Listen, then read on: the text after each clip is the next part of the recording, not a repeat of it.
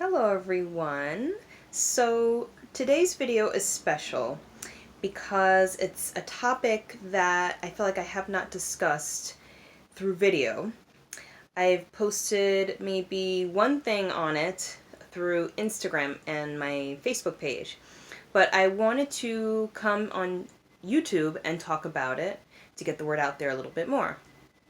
So today I want to talk about Atlantis and the unicorns of Atlantis because I feel a very strong connection to Atlantis as well as the unicorns. So I wanted to talk about them today. So the first thing, for people that don't know about the lost civilization of Atlantis, basically Atlantis is a mythical ancient civilization that existed supposedly in the Atlantic Ocean. We don't know exactly for sure. I mean, all of this we can never really say for sure, right?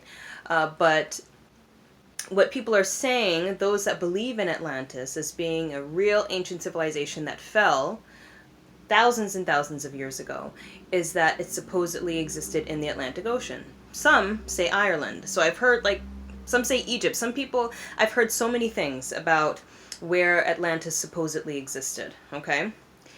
And apparently Atlantis had advanced technology, and they were telepathic, and they were very strong healers, and they had a lot of advanced abilities, things that at this point of our time we're trying to tune back into, which is why a lot of people find themselves trying to tune into their psychic abilities and their powers and all this stuff.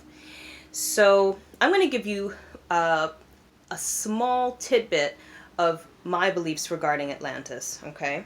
Because whether for me, do I believe Atlantis was real? Perhaps, but what does real mean? What does it mean for something to be real? Does real mean physical? So that's a big question. The way I see Atlantis is, I do believe that Atlantis existed, but I feel that the way it existed is different than how we're currently existing on the planet Earth. So I believe that during the time of Atlantis, that things were very different. So like the way that we're going about our lives now, living in the third dimension, and we have an idea that there's a fourth dimension and a fifth dimension, which are very hard for us to comprehend where we are in the third dimension. But I feel that the way that things were set up back then in terms of dimensions and the way that people's consciousness existed back then in the dimensions was also very different. Their association with the dimensions was different. I feel like the way that the whole system, if I could call it a system, the way the whole system was set up was different. So it's hard for me to say whether Atlantis was real or not. I believe that Atlantis as an idea is a thing, and I do believe that there is a lot that occurred during the time of Atlantis. It's just different than how we're living now, like vastly different, okay? And I do believe that there was a point in time where that whole system changed. It changed and it shifted, and it brought us to the point that we're at now in the way that we're living in the third dimension. Okay? So the way I see it is that when Atlantis first came into existence, and I do believe that Atlantis was an experiment, so that's another topic, okay? I do believe that Atlantis was an experiment. And by the way, this is all just my perspective. If you don't believe it, or if you believe something different, that's totally fine. You can move on. This is just my perspective. I'm not saying that this is true. Okay, so I just want to get that out of the way. But in terms of Atlantis, I feel that during the time of Atlantis, when it first came about, when it first emerged, I believe that Atlantis was very peaceful. I believe it was tranquil, and I believe that it was very harmonious as a society. Okay? And I believe that a lot of these streams of consciousness were living in peace and harmony. But I do believe that there was a point where there was a bit of an interception. So I believe that there were some beings that came through and visited Atlantis. And I believe that these beings didn't necessarily have the best intentions. So I believe that after they visited, that there was a shift. There was a shift in the dynamic, okay?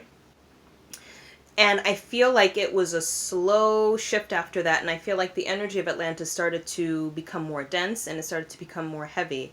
Because I feel that Atlantis went from living in harmony and oneness to now there's this separation, where these beings that visited with their agenda, I feel personally that they wanted to create a system in which other people needed to be submissive to them. So they needed to be in control, and they were the only ones that had the power, and I really believe that it caused conflict among the people of Atlantis. Okay? So I feel that in Atlantis there were lots of beings that existed, and I feel some of them are mythical, like unicorns, okay? Unicorns, mermaids, all these kind of beings that are like part of our imagination as a child that we just consider to be imagination, never considering that maybe at some point that, that idea came from somewhere and might have had much more ancient origins than we originally assumed, okay? So this brings me to the unicorns of Atlantis. I feel that during the time of Atlantis where things started to shift in dynamic, that this affected the unicorns greatly, because I felt very strongly that the unicorns were, how can I say this? They were centers of purity, and I feel that the unicorns of Atlantis maintained that purity during that time, and it was very important for them to maintain this bright, pure light of the divine, and to maintain this purity throughout the time of Atlantis. But unfortunately, when the dynamics started to shift, it caused a conflict and it affected the unicorns greatly. This is what I feel. And what I was shown was that the unicorns were affected in such a way where there was almost like a fight. So I feel that these beings that were trying to be in control and wanting other beings to be submissive to them were trying to force other people or other beings into their way of life, into their system. And I feel that the unicorns served as a great resistance to that, because they wanted so much to maintain the purity. And it was hard. It was a burden. And I feel that it was just a domino effect after that, and the energy kept falling. Okay? So the unicorns are great symbols of purity, even to this day. I posted this on Instagram and Facebook too, when it comes to working with the energy of unicorns, is that they are wonderful guides for people that consider themselves to be light workers, or, children that are starseeds or indigos, or, all these groupings, okay? They're wonderful for them because the unicorns help to guard the path that the light worker is taking up through their ascension process. So the unicorns are great protectors for those that are traveling along this path of ascension, where the ascension process, there's a lot that happens, and there is a lot that when you're on this path that you're exposed to within yourself, your own inner demons and your own inner conflicts and your shadows, and it can bring up a lot to the surface, and that can make us feel vulnerable at times. And it can make us feel unsafe on this path, but the unicorns help to guide us and to help us, I guess, kind of, you could say, hold our hand, hold their foot or whatever, through this path, so that we feel safe and secure, and so we don't feel distracted by any kind of like negative self-talk or any kind of like negativity that may try to get in the way, okay, of the path that we're on. Okay, so I feel like unicorns are wonderful guides for those that are on this ascension path. And as a matter of fact, when I tune into the energy of the unicorns, their energy is very close with that of Archangel Michael. So when you tune into the unicorns, it's very similar to connecting to the energy of Archangel Michael for protection and for life purpose and for courage and all these things that we need on this path. And the unicorns of Atlantis, specifically from what I was shown earlier on, is that they do want to help us through the use of crystals. So they do encourage the use of crystals, but specifically quartz.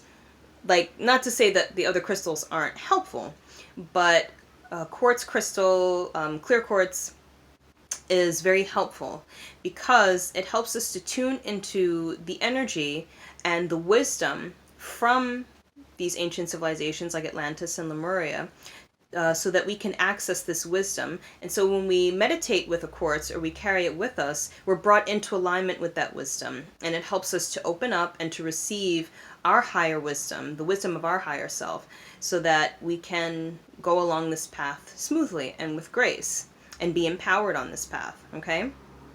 So, yes.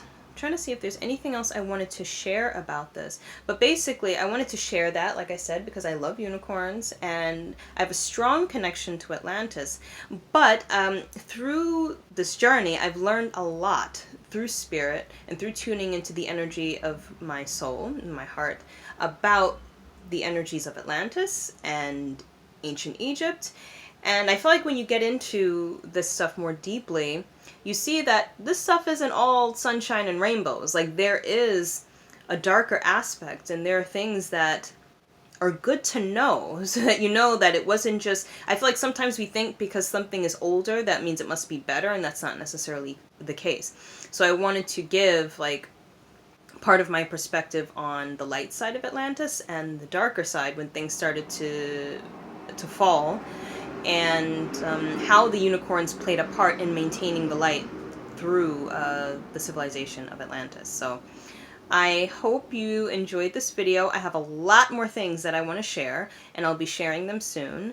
And I send you all my love, and I hope you have a wonderful rest of your day. Take care.